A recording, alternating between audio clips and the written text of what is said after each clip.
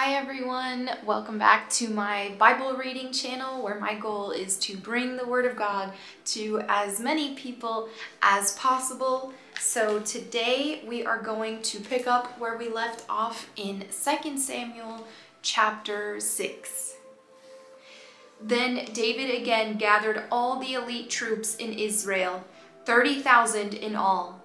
He led them to Bala of Judah to bring back the ark of God, which bears the name of the Lord of Heaven's armies, who is enthroned between the cherubim. They placed the ark of God on a new cart and brought it from Abinadab's house, which was on a hill. Uzzah and Ahio, Abinadab's sons, were guiding the cart that carried the ark of God. Ahio walked in front of the ark. David and all the people of Israel were celebrating before the Lord, singing songs and playing all kinds of musical instruments, lyres, harps, tambourines, castanets, and cymbals. But when they arrived at the threshing floor of Nacon, the oxen stumbled, and Uzzah reached out his hand and steadied the ark of God. Then the Lord's anger was aroused against Uzzah, and God struck him dead because of this. So Uzzah died right there beside the ark of God. David was angry because the Lord's anger had burst out against Uzzah.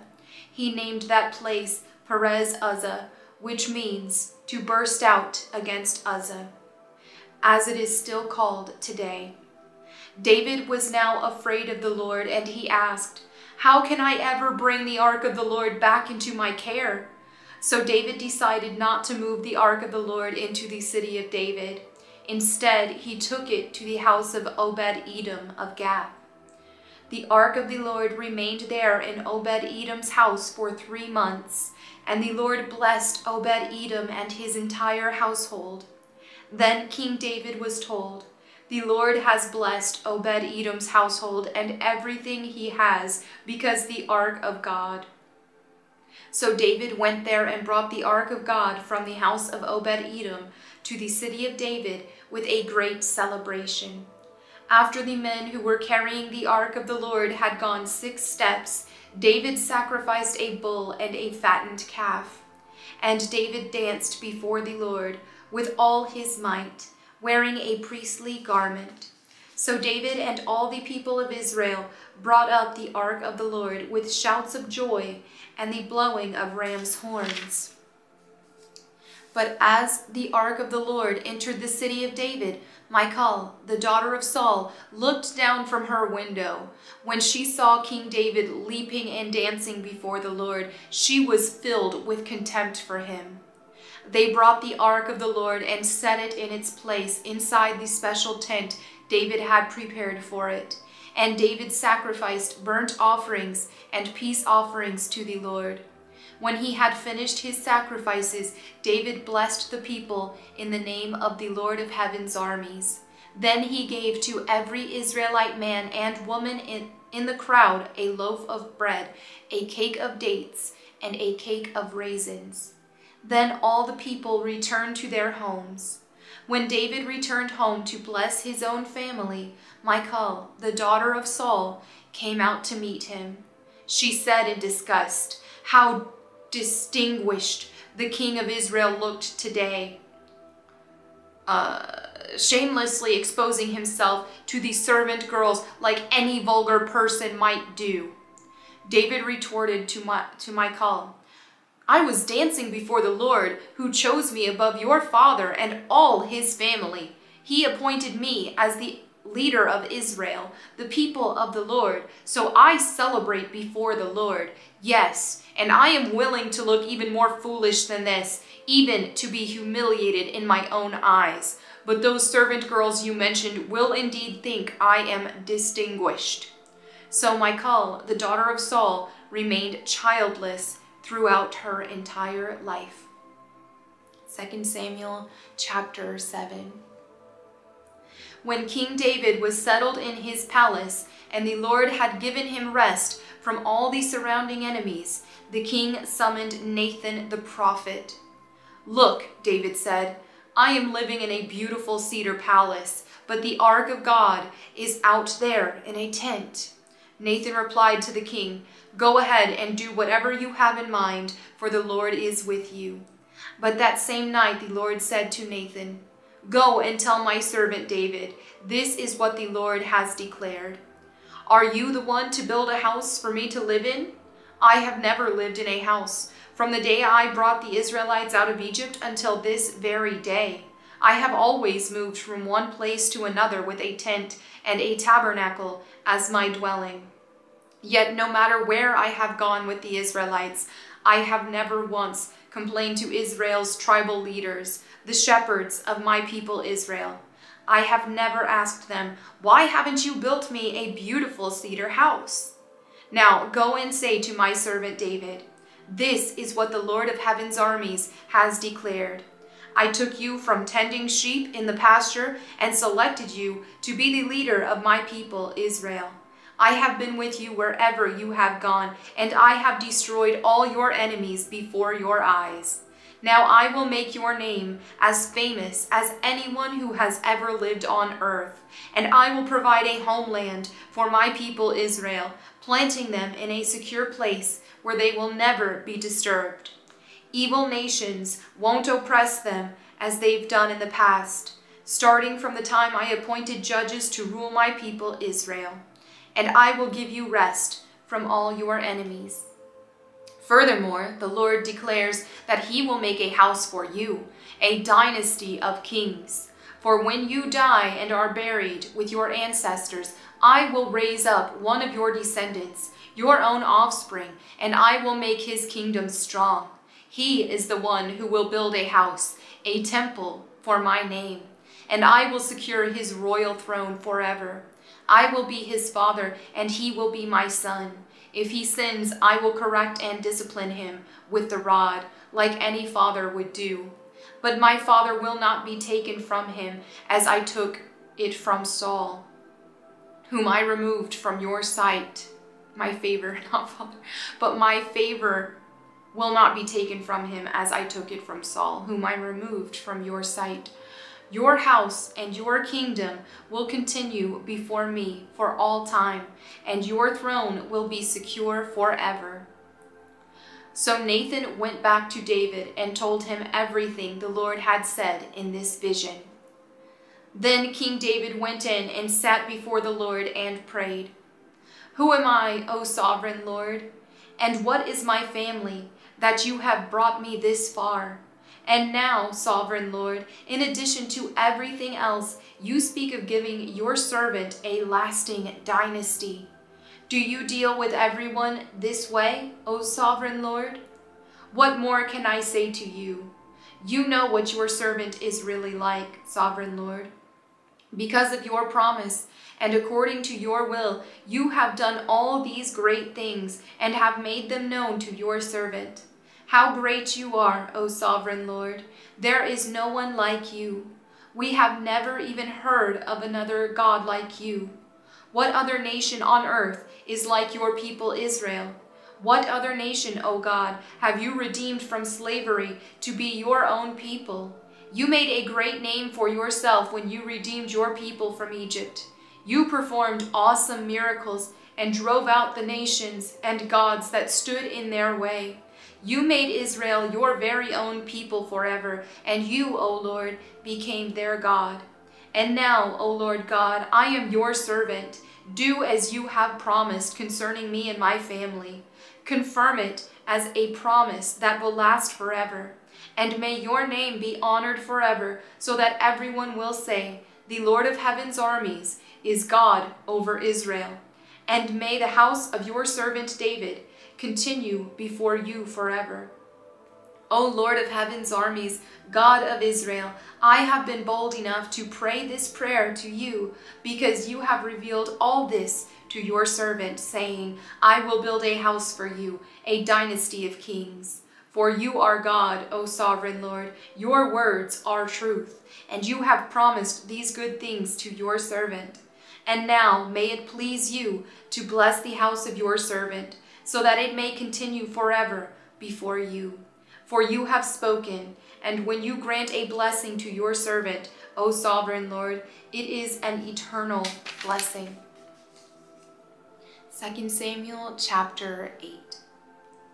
After this, David defeated and subdued the Philistines by conquering Gath, their largest town. David also conquered the land of Moab. He made the people lie down on the ground in a row, and he measured them off in groups with a length of rope. He measured off 2 groups to be executed, for every one group to be spared. The Moabites who were spared became David's subjects and paid him tribute money. David also destroyed the forces of Hadadezer, son of Rehob, king of Zobah, when Hadadezer marched out to strengthen his control along the Euphrates River.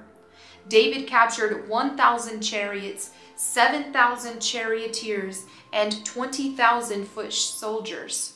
He crippled all the chariot horses except enough for 100 chariots. When Arameans from Damascus arrived to help King Hadadezer, David killed 22,000 of them. Then he placed several army garrisons in Damascus, the Aramean capital, and the Arameans became David's subjects and paid him tribute money. So the Lord made David victorious wherever he went. David brought the gold shields of Hadadezer's officers to Jerusalem, along with a large amount of bronze from Hadadezer's towns of Tabah and Berothai. When King Toi of Hamath heard that David had destroyed the entire army of Hadadezer, he sent his son Joram to congratulate King David for his successful campaign. Hadadezer and Toi had been enemies and were often at war. Joram presented David with many gifts of silver, gold, and bronze. King David dedicated all these gifts to the Lord, as he did with the silver and gold from the other nations he had defeated, from Edom, Moab, Ammon, Philistia, and Amalek, and from Hadadezer, son of Rehob, king of Zobah. So David became even more famous when he returned from destroying 18,000 Edomites in the Valley of Salt. He placed army garrisons throughout Edom, and all the Edomites became David's subjects. In fact, the Lord made David victorious wherever he went. So David reigned over all Israel and did what was just and right for all his people.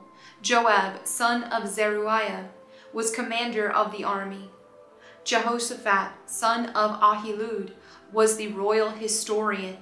Zadok, son of Ahitub, and Ahimelech, son of Abiathar, were the priests. Seraiah was the court secretary. Benaiah, son of Jehoiada,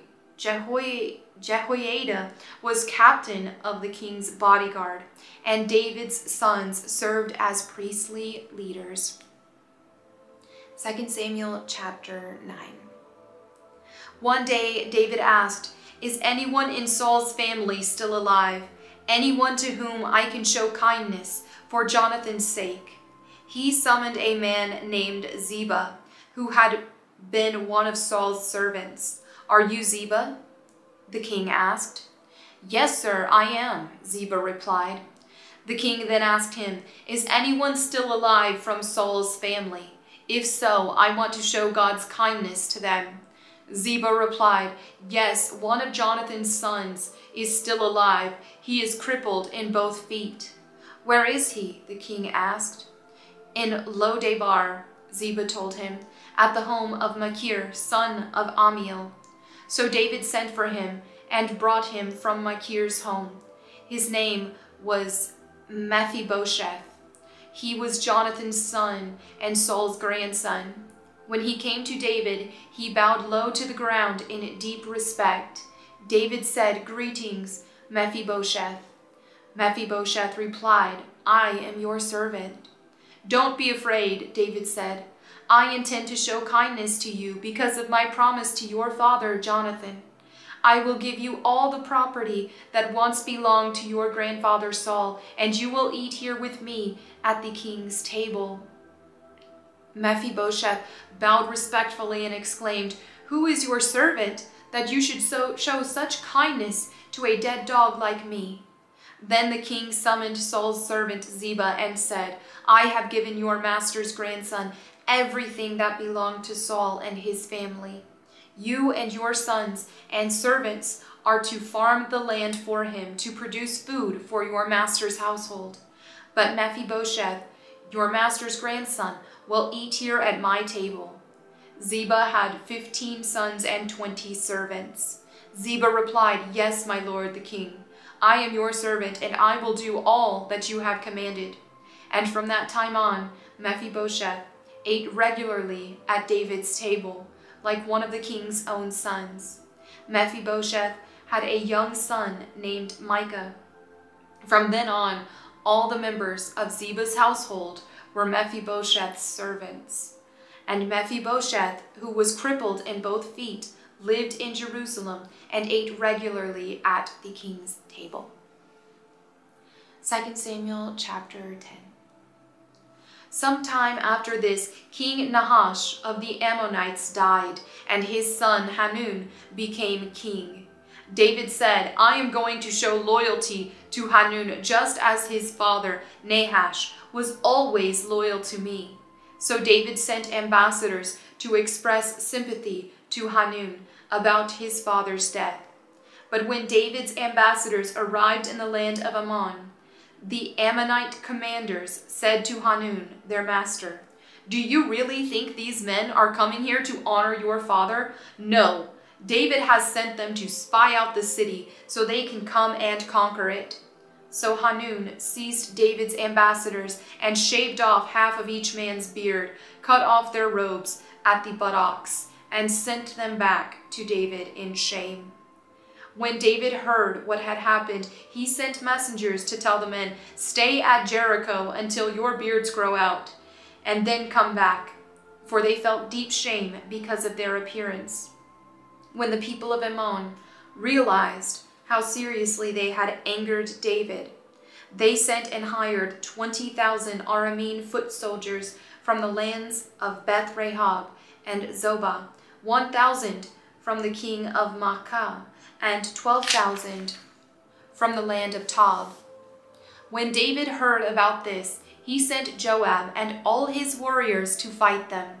The Ammonite troops came out and drew up their battle lines at the entrance of the city gate, while the Arameans from Zobah and Rahab and the men from Tob and Maacah positioned themselves to fight in the open fields.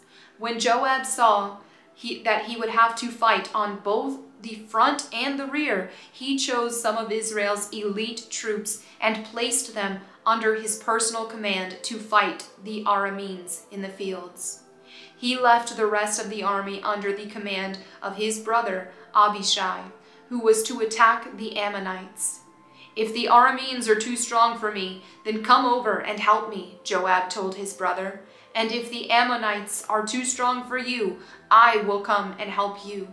Be courageous. Let us fight bravely for our people and the cities of our God. May the Lord's will be done." When Joab and his troops attacked, the Arameans began to run away. And when the Ammonites saw the Arameans running, they ran from Abishai and retreated into the city. After the battle was over, Joab returned to Jerusalem.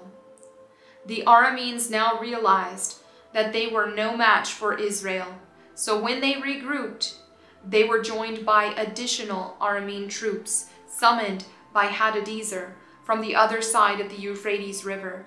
These troops arrived at Halam under the command of Shobach, the commander of Hadadezer's forces. When David heard what was happening, he mobilized all Israel, crossed the Jordan River, and led the army to Halam. The Arameans positioned themselves in battle formation and fought against David.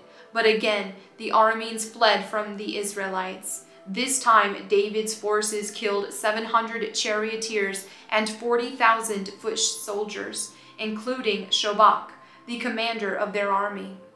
When all the kings allied with Hadadezer saw that they had been defeated by Israel, they surrendered to Israel and became their subjects. After that, the Arameans were afraid to help the Ammonites. And there you have it for today's Bible reading. Thank you all so much for your fellowship. As always, if you have any prayer requests, feel free to leave those in the comments below so that myself, my prayer team, and anyone who reads them can pray for you. Thank you again. I will see you tomorrow. Bye.